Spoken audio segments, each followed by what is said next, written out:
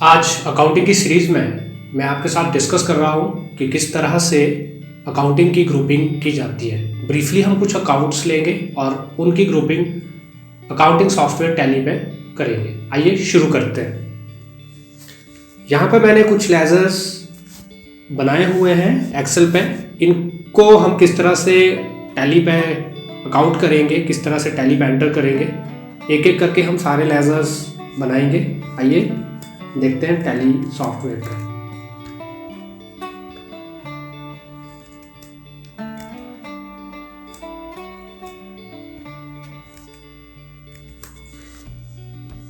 यहाँ पे टैली पे एंटर करने के लिए सभी लेजर्स को आपको क्रिएट पे जाना है और लेजर पे जाना है। लेजर पे यहाँ वन बाय वन करके हम अकाउंटिंग में किस तरह से अकाउंट को मेंटेन किया जाता है ये सारे लेजर्स हम बना के देखेंगे। तो इसमें सबसे पहले आपके पास ड्राइंग आ रहा है, तो हम यहाँ पे ड्राइंग का लेजर बना रहे हैं। मीन्स खाते को लेजर बोला जाता है ड्राइंग। यहाँ पे अंडर ग्रुपिंग मैंने दिखाई हुई है, तो ड्राइंग को हम अंडर ग्रुपिंग कैपिटल देते हैं। यहाँ पे लिस्ट ऑफ ग्रुप आपके पास आ रहा है और यहाँ से हम कैपिटल अकाउंट सिलेक्ट करेंगे और बाकी डिटेल्स जिसकी आपको ज़रूरत है उनको डाल करके आप इस अकाउंट को, इस खाते को एक्सेप्ट करेंगे। उसी तरह से कैपिटल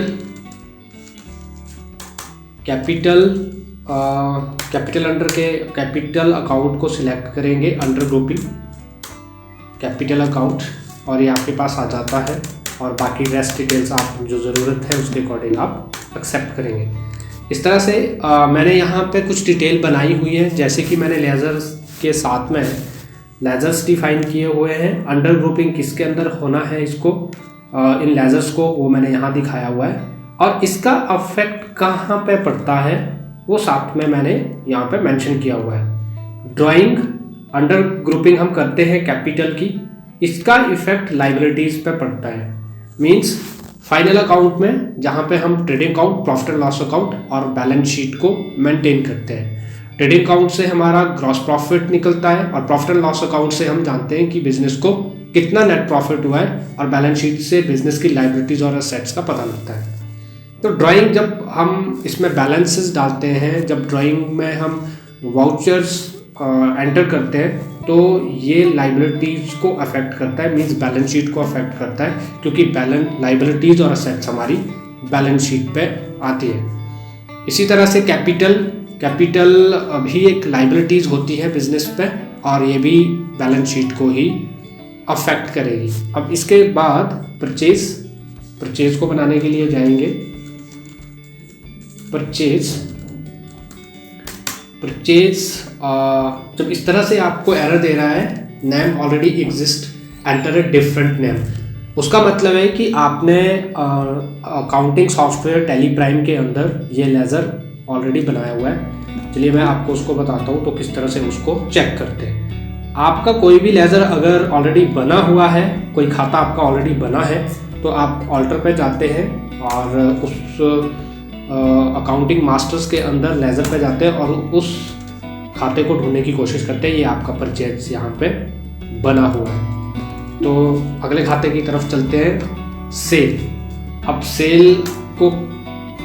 सेल का खाता बनाना है, सेल। अब सेल पे भी यहाँ पे यही एरर दे रहा है, तो दैट मीन्स ये भी ऑलरेडी इसके अंदर बना हुआ है। आगे चलते हैं, सेल के बाद है मोटर कार। मोटर कार क्या है? मोटर कार बिजनेस इस मोटर कार की सहायता से अपने व्यवसाय कोई कार्य है उसको इसकी हेल्प से वो करता है। तो एक तरह से एसेट्स है, फिक्स्ड एसेट्स है और इसका अफेक्ट फाइनल अकाउंट में बैलेंस शीट पे पड़ेगा। मींस फिक्स्ड एसेट जो है इंक्रीज हो जाती है अगर बिजनेस इसको बाय करता है। तो इसका खाता किस तरह से अकाउंटिंग सॉफ्टवेयर पे बनाया जाता है? लेजर्स पे जाते हैं और फिक्स्ड एसेट्स, यहाँ पे फिक्स्ड एसेट्स अंडर ग्रुपिंग होगी। हमें बनाना है मोटर कार, तो मोटर कार अंडर ले लेंगे फिक्स्ड एसेट्स और इस तरह से जिसकी आपको ज़रूरत है रेस्ट मेलिंग डिटेल्स में वो आप डिटेल्स फिल करेंगे। अभी नेक्स्ट जो खाता है मोटर कार के बाद क्रेडिटर्स मैंने पिछली क्लास में भी क्लासिफिकेशंस में बताया था, अकाउंटिंग की टर्मिनोलॉजीज में बताया था कि क्रेडिटर्स क्या होता है। बिजनेस जिन भी पक्षों से उधार में माल लेता है, मींस बिजनेस को पे करना है, वो जिन से बिजनेस ने परचेज किया है उधार में, वो सारे के सारे क्रेडिटर्स कहलाते हैं बिजनेस के लिए। और अंडर ग्रुपिंग इसकी करंट सन्ड्री क्रेडिटर्स के ही होगी। ये करंट लाइबिलिटीज होती है और बैलेंस शीट पे ये लाइबिलिटीज को अफेक्ट करता है। तो आइए इसे भी करके देख लेते हैं। क्रिएट लेजर पे जाते हैं और अभी हमने बनाना है क्रेडिटर्स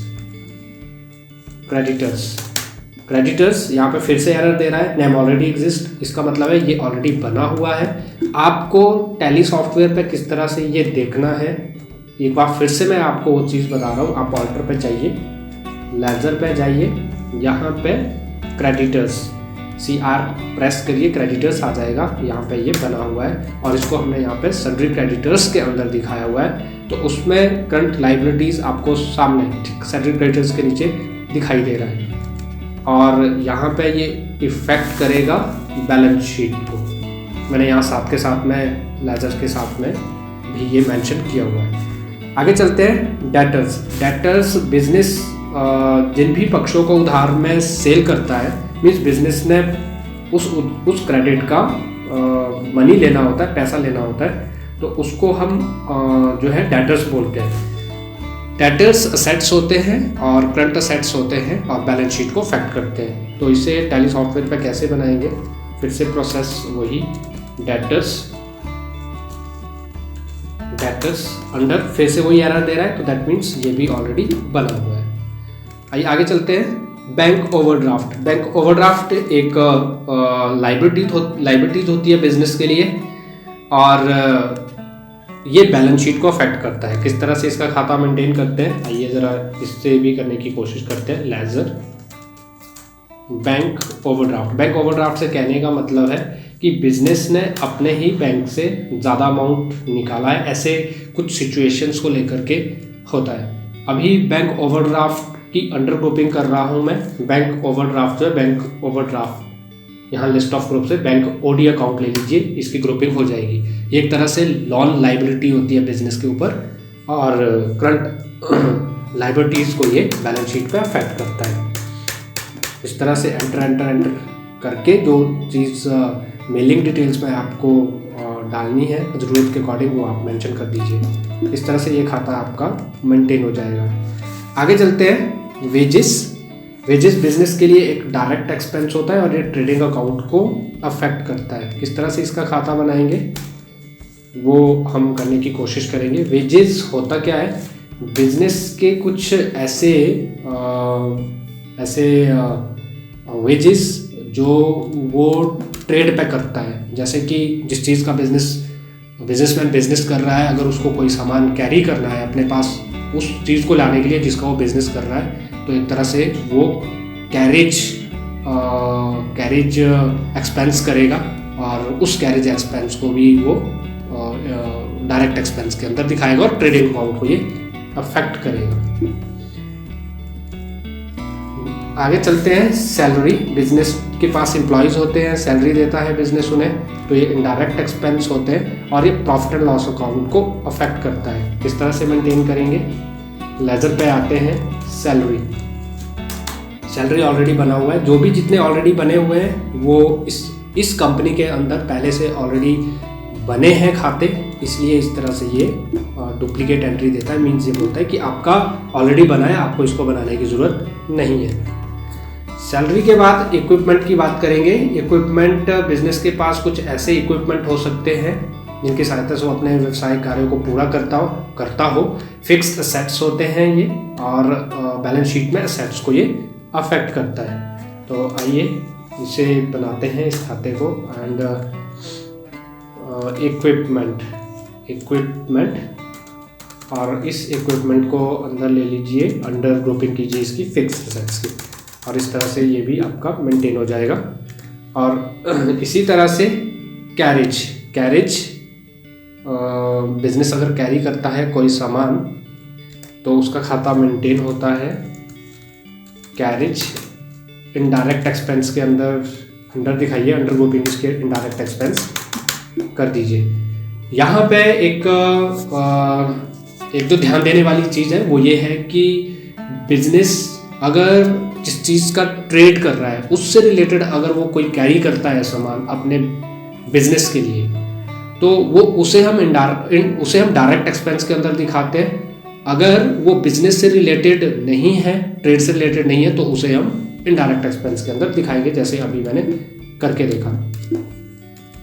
अगला जो खाता है सेल रिटर्न। कई बार बिजनेस जो है जिसका सेल करता है वो उसको रिटर्न हो जाता है, उसका भी खाता मेंटेन होता है। तो सेल रिटर्न में सेल रिटर्न अंडर ग्रुपिंग इसकी सेल रिटर्न ही होगी, और बाकी रेस्ट फील्ड आप अपने अकॉर्डिंग जो ज़रूरत है उसके अकॉर्डिंग मेंशन कर सकते हैं।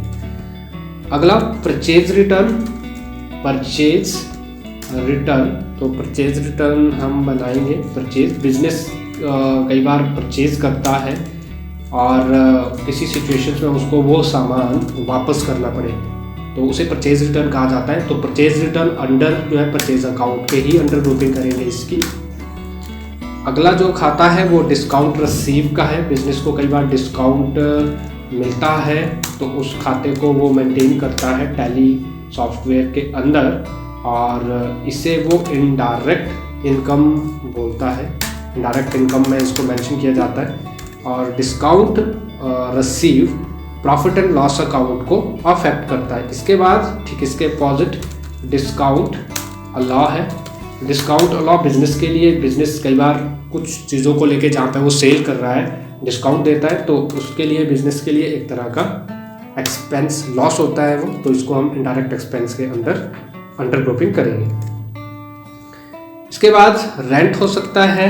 रेंट बिजनेस जहाँ पे जिन प्रीमिसेस में बिजनेस कर रहा है उसका वो रेंट देता है, और इसे भी इनडायरेक्ट एक्सपेंस के अंडर हम लिस्ट ऑफ ग्रुप से लेंगे।